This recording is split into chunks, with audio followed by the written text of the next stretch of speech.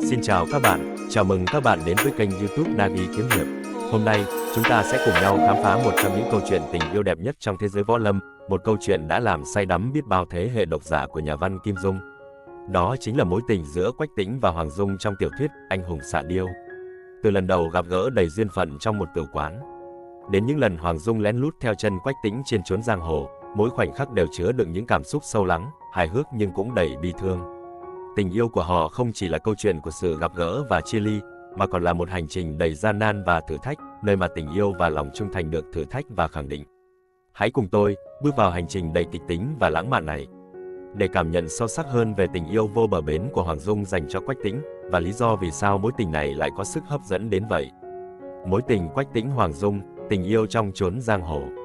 Là một fan lâu năm của truyện kiếm hiệp Kim Dung, tôi luôn bị cuốn hút bởi những câu chuyện tình yêu đầy mê hoặc trong các tác phẩm của ông. Trong số đó, mối tình giữa Quách Tĩnh và Hoàng Dung trong Anh hùng xạ điêu luôn để lại trong tôi nhiều cảm xúc sâu lắng. Từ lần đầu gặp gỡ đầy tình cờ đến những biến cố và thử thách mà họ phải vượt qua. Tình yêu của họ là một hành trình đầy gian nan nhưng cũng ngập tràn hạnh phúc. Lần đầu gặp gỡ, từ phần đầu của tác phẩm, Quách Tĩnh và Hoàng Dung đã có một cuộc gặp gỡ đầy thú vị trong một tử quán. Quách Tĩnh, chàng trai chất phác và ngốc nghếch, đã mời chú ăn mày nhỏ, Tiểu Khấu Hóa, Hoàng Dung ngồi cùng bàn ăn.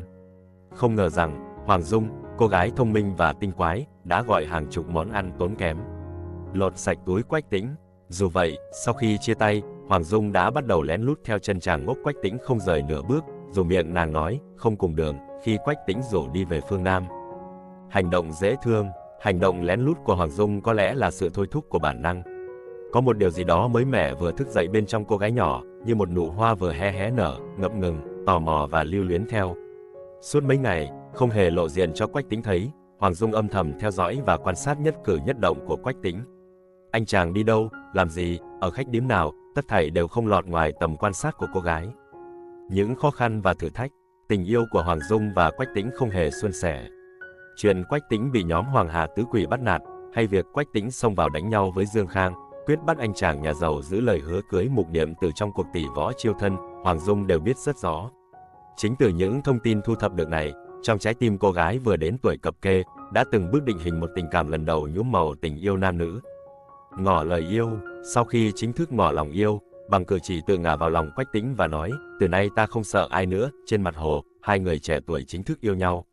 Với mong mỏi thật ngây thơ rằng Quách Tĩnh cần giỏi võ để không bị các vị sư phụ ép phải cưới Mục Niệm Từ, Hoàng Dung đã dùng hết tâm cơ và tài nấu nướng cao cường của mình, dẫn dụ Cửu Chỉ Thần cái hồng thất công bỏ ra cả tháng trời. Truyền thụ tới 15 chiêu trong số 18 chiêu trưởng trong bộ trưởng pháp danh chấn giang hồ Hàng Long thập bát trưởng. Đây là một điều chưa từng có đối với lão ăn mày trưởng môn cái bang. Biến cố, tại Lục Gia Trang ở Ngũ Hồ, khi thấy cha mình là đảo chủ Đào Hoa Hoàng Dược Sư có ý định đánh trọng thương Quách Tĩnh vì ghen tức và báo thù về việc đệ tử Trần Huyền Phong bị Quách Tĩnh sát hại, thực ra là sự vô ý. Khi Quách Tĩnh mới có 6 tuổi, Hoàng Dung đã cứu mạng người yêu bằng cách nằm đè lên người chàng.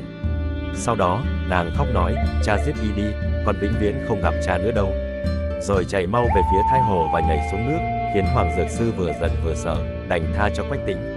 Sau đó, vì sợ cha bắt gặp lại và với bản tính thích đùa nghịch, Hoàng Dung lại âm thầm theo chân Quách Tĩnh, khi đó đang đi cùng Dương Khang, bằng một cách rất quái. Đó là đến những nơi chàng ngốc định đến trước, đặt phòng ngủ và những món ăn ngon khoái khẩu cho Quách Tĩnh qua mỗi chặng đường. Rồi trải qua bao biến cố phi thường, Quách Tĩnh và Hoàng Dung trở về đảo Đào Hoa, những tưởng sẽ hạnh phúc bên nhau suốt đời, nhưng lại xảy ra biến cố kinh thiên động địa. 5 vị sư phụ của Quách Tĩnh bị ai đó sát hại trên đảo. Vì cho rằng Hoàng Dược Sư đã giết 6 vị sư phụ của mình, Quách Tĩnh đã bỏ Hoàng Dung một mình trên đảo vắng và vượt biển vào đất liền. Các fan Kim Dung hẳn không thể nào quên được và xúc động khi thấy Hoàng Dung đau khổ, tuyệt vọng đứng nhìn bóng người yêu mờ dần trên biển, lòng vẫn ngóng theo, chỉ mong Quách Tĩnh quay lại đón nàng cùng đi. Ngay sau đó, Hoàng Dung một mình vượt biển, tìm vào đất liền, âm thầm dõi theo chàng ngốc của mình. Gặp lại, sau khi được đại sư Phù Kha trấn áp cho hay hung thủ giết người không phải là Hoàng Dược Sư mà chính là Tây Độc Âu Dương Phong, Quách Tĩnh đã vô cùng ân hận, phiêu bạt suốt cả năm trời đi tìm người yêu. Cuối cùng, bước chân đưa đẩy trở về thảo nguyên Mông Cổ gặp lại Thành Các Tư Hãn. Quách Tĩnh đâu ngờ rằng suốt thời gian giằng giặc ấy, Hoàng Dung vẫn luôn âm thầm theo chân, ủng hộ chàng. Chính nàng, với tư cách là trưởng môn của cái bang, đã chỉ đạo cả ngàn người ăn mày gia nhập vào đạo quân của Quách Tĩnh, giúp chàng trở thành một vị đại tướng quân tài giỏi trong con mắt của đại hạ. Trên thảo nguyên vàng vặc trăng sao, hàng đêm Hoàng Dung vẫn lén đến bên lều vải, nhìn chàng ngốc ngủ. Sau này nàng nói, có đêm nào mà ngươi không gọi tên ta cả ngàn lần. Khi nhận thấy chàng ngốc muốn phát điên vì quá nhớ mong mình, Hoàng Dung đã tự tay hòa một bức chân dung gửi cho Quách Tĩnh. Cảm nhận cá nhân, chính nhờ tình yêu và sự hy sinh vô bờ bến của Hoàng Dung, anh chàng Quách Tĩnh ngờ nghệch từng bước trưởng thành, trở thành một người đàn ông chín chắn, quảng đại, rồi một cao thủ võ lâm và đại anh hùng được võ lâm thừa nhận. Xem trong Thần Điêu Hiệp Lữ, bộ tiếp theo của Anh Hùng Xạ Điêu. Hoàng Dung là một cô gái đặc biệt, không lẫn lộn và cũng không có cô gái nào khác như nàng trên chốn võ lâm giang hồ. Nàng thông minh tuyệt đỉnh, nhiều khi tai quái, tính cách ưa đùa giỡn, nghịch ngợm, nhưng ẩn đằng sau là một tâm hồn giàu cảm xúc, yêu cái đẹp, sự chân thành và cao thượng, luôn tôn trọng người mình yêu. Hoàng Dung chưa bao giờ ép Quách Tĩnh phải làm điều gì theo ý nàng. Nàng luôn biết thưởng ngoạn cảnh đẹp thiên nhiên, nhiều lần rủ Quách Tĩnh cùng uống rượu nhã hứng ở những nơi đẹp như chốn thiên đàng. Các nhân vật nữ chính trong truyện của Kim Dung thường có một mô típ giống nhau, tất cả đều vô cùng xinh đẹp, tài trí hơn người, và điều thú vị là họ thường lén theo chân chàng trai của mình. Điển hình là trong Anh Hùng Xạ Điêu, cô gái Mục Niệm Từ cũng âm thầm đi theo Dương Khang, nhiều lần vượt tường thành vào phủ quan chỉ để nhìn thấy hình dáng ý trung nhân, khiến lòng nàng đủ sung sướng và hạnh phúc. Tại sao một cô gái xinh đẹp và thông minh như Hoàng Dung lại có thể yêu Quách Tĩnh, một anh chàng không đẹp trai, không tài hoa, thậm chí thô kệch và ngu ngốc? Có lẽ không ai có thể trả lời chính xác câu hỏi này. Hoàng Dung đã tự nguyện yêu Quách Tĩnh và yêu chỉ một lần, suốt cuộc đời. Tình yêu của nàng dành cho Quách Tĩnh chứa đựng những phút giây sung sướng, hạnh phúc, nhưng cũng không ít lần tan nát con tim, tuyệt vọng và khổ đau. Trong một lần tâm sự với Mục Niệm Từ, Hoàng Dung nói, ta tự nhiên đã là người của chàng. Cho dù sau này có gặp ai tốt gấp cả ngàn lần, thì cũng chỉ yêu và mãi yêu người yêu của mình.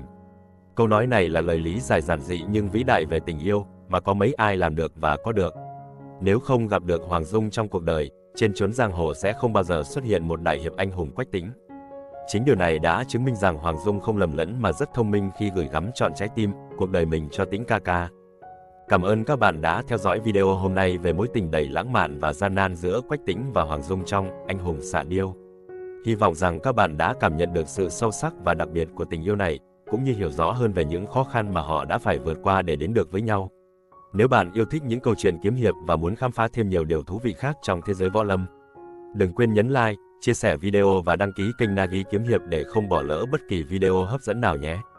Hãy cùng tôi, một fan lâu năm của truyện Kim Dung, tiếp tục hành trình khám phá những câu chuyện huyền thoại trong thế giới kiếm hiệp. Chào tạm biệt và hẹn gặp lại các bạn trong những video tiếp theo.